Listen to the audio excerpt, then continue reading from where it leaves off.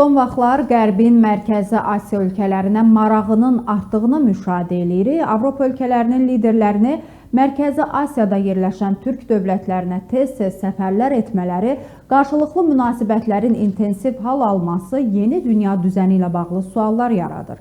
Həmişə öz maraqlarını digər bütün ölkələrin maraqlarından üstün tutan, tarix boyu bunun üçün koloniyalaşdırma, kölələşdirmə, müstəmləkələşdirmə siyasətindən əl çəkməyən Avropa türk dövlətlərindən nə istəyir? Qərbin Mərkəzi Asiya dövlətləri ilə bağlı planları nədir?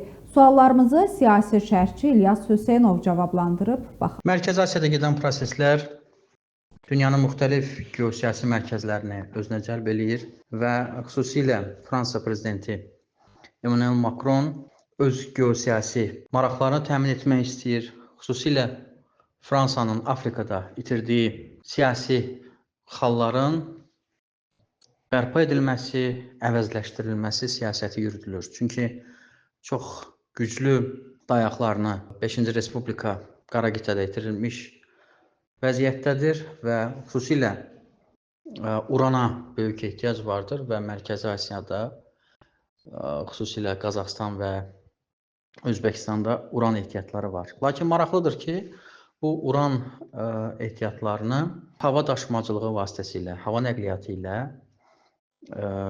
nəql etmək mümkün deyil. Yalnız bir yol var, bu da Cənubi Qafqazdan keçir. İran üzərində sanksiyalar hamıya məlumdur. Rusiya ilə kollektiv qərb müharibə şəraitindədir və yalnız Azərbaycanla münasibətlərin normallaşdırılması nəticəsində bu ehtiyatların daşınması baş verə bilər.